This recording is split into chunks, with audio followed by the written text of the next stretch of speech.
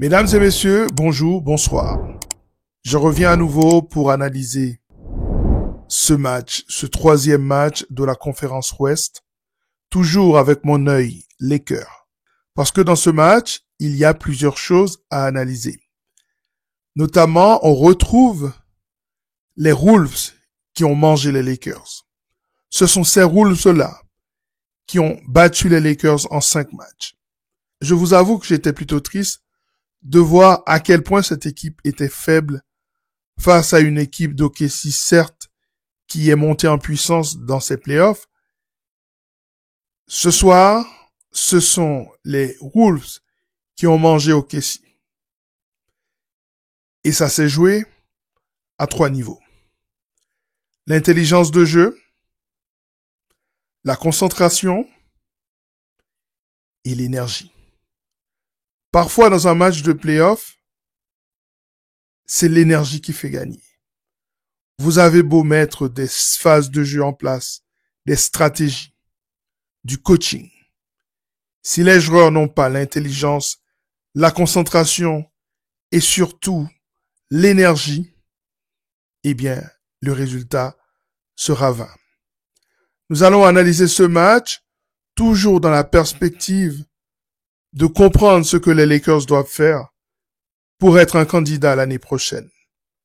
Lakers tout le temps, c'est tout de suite.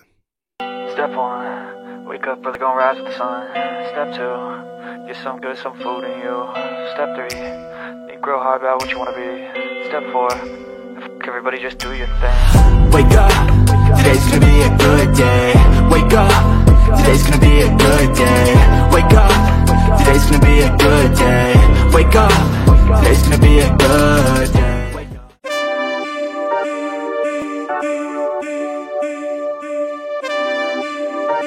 Je pars du principe qu'en début de chaque série, les équipes se connaissent un peu. C'est le moment où le coaching fait ses premiers pas. C'est l'instant de surprise. À ce moment-là, on peut prendre une avance dans la série. Mais en général, on se jauge, on voit ce que fait l'adversaire. Après le premier match, l'équipe qui a perdu va faire des ajustements afin d'être prêt pour le deuxième match. Et je pars du principe qu'à partir du troisième et du quatrième match, nous sommes dans le ventre mou de la tactique. Là, le coaching a de moins en moins d'impact, en tout cas d'impact au niveau de la surprise. En ce sens que les équipes savent ce que font les autres. Quelles sont les forces, quelles sont les faiblesses en présence. Et puis, au moment où commence le deuxième voyage de la série, c'est-à-dire au 5e match, eh bien là, on commence à voir de la créativité au niveau du coaching. Donc, on n'en est pas encore là. Donc, aujourd'hui, ce qui a remporté la victoire n'est autre que de l'énergie. De l'énergie mêlée à de la concentration et à de l'intelligence de jeu. On a retrouvé cette équipe super puissante des Minnesota Timberwolves, qui va au rebond, qui est active, qui va vers les interceptions, qui font ce qu'on appelle le ball pressure, qui bouscule l'adversaire, qui montre ses muscles, ses qualités athlétiques, qui prend des rebonds. C'est ce qu'on a vu aujourd'hui. On a vu une véritable démonstration de la force, de la puissance de cette équipe. Et en Anthony Edwards, au sommet de son art. C'est ça. Il faut absolument qu'il réponde à Shai Gilgeous-Alexander. Et c'est ce qu'il a fait. Et si on doit se projeter sur les Lakers, on dirait tout simplement que lorsque vous êtes frappé à la bouche, il faut répondre. On n'a pas vu les Los Angeles Lakers répondre à l'agressivité de Minnesota. Ce que les Minnesota Timberwolves ont fait aujourd'hui, en rentrant dans cette équipe d'OKC, qui est une équipe jeune, en les mettant en difficulté. Et d'un autre côté, OKC n'a pas été particulièrement concentré. C'est pour ça que je dis que le triptyque va ensemble.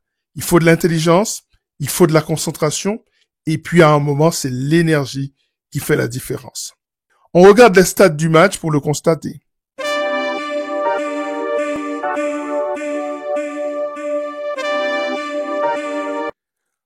Alors, Minnesota a commencé très fort dans ce match.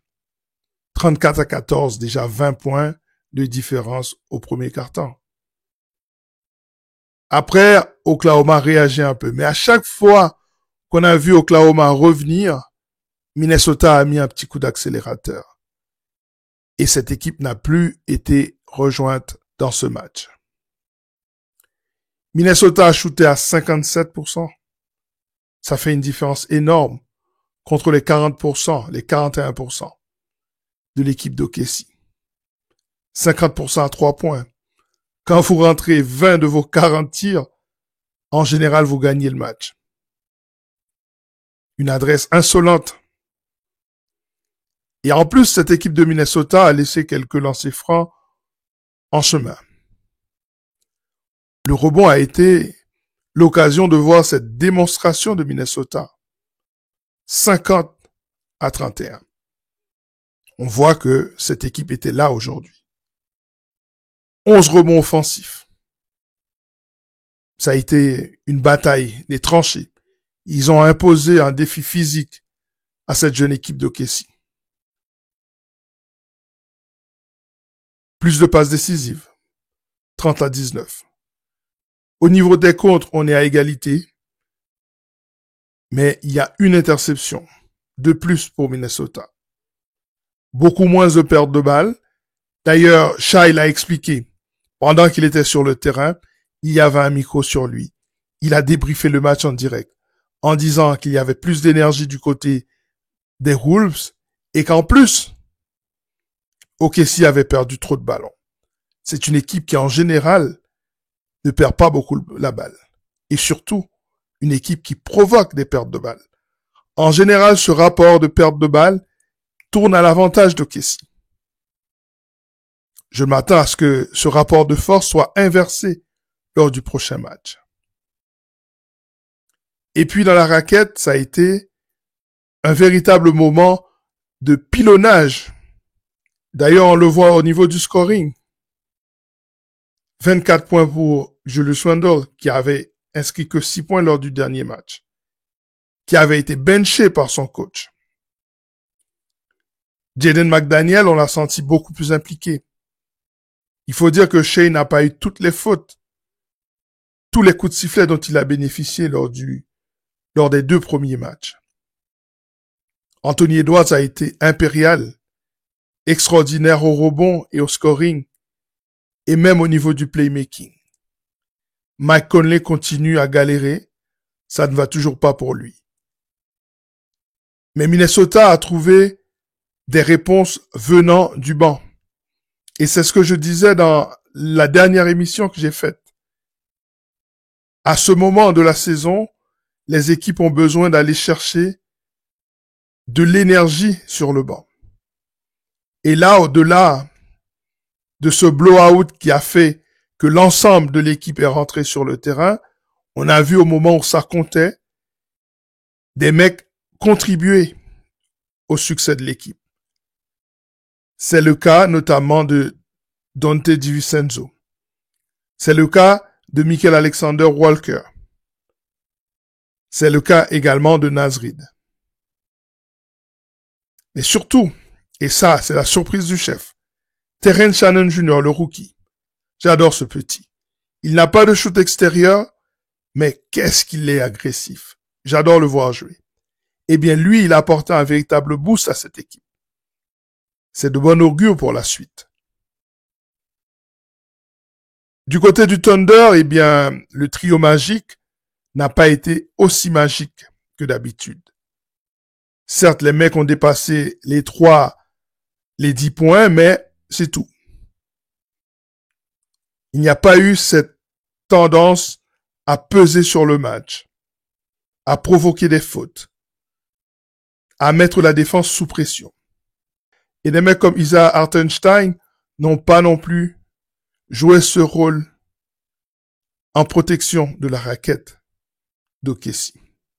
Luguentz-Dort est passé complètement à côté de son match. Je l'ai senti intimidé par Anthony Edwards. Maintenant, je vais vous donner mon avis pour la suite de cette série.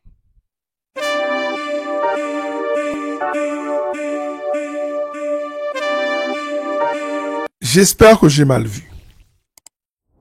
Vraiment, je l'espère de tout cœur. Mais j'ai l'impression qu'OKC a craqué ce soir.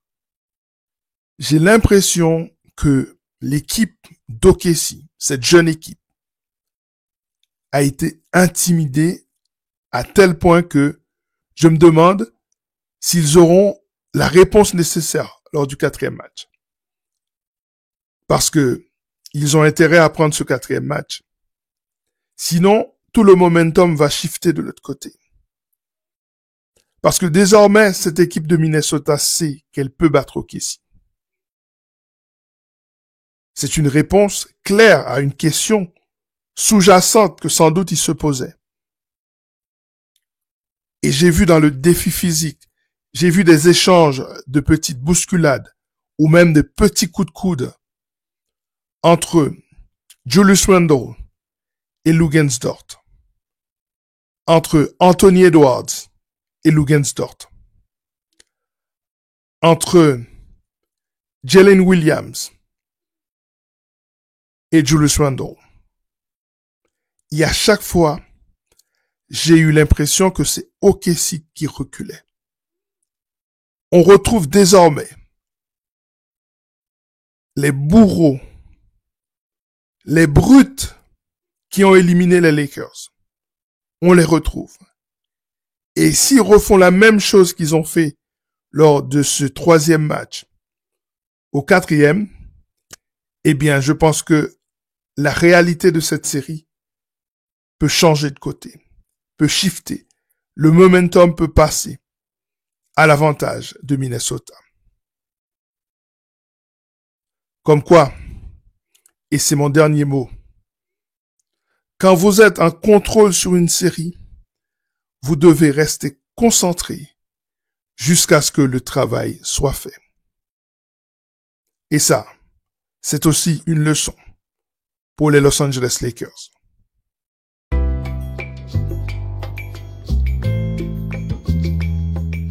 Voilà, c'en est terminé pour cette émission consacrée à ce débrief, ce match rempli d'enseignements pour la suite de ces playoffs, mais aussi la suite de la saison prochaine.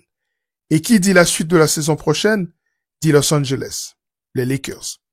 Voilà, je vous laisse en espérant que vous vous êtes abonné à cette chaîne. Appuyez ce bouton de notification afin de ne rien manquer de nos prochaines émissions. Mettez-moi ce petit pouce bleu. Ça me fait tellement du bien dans l'algorithme de YouTube. Mettez les commentaires pour garder la communauté en interaction. Et n'oubliez pas de partager cette vidéo. Je vous en remercie, vous êtes les meilleurs. À très bientôt. Profitez de ce match, le match de ce soir. Indiana-New York. Ça va être une fête. Prenez soin de vous. À très bientôt. Ciao.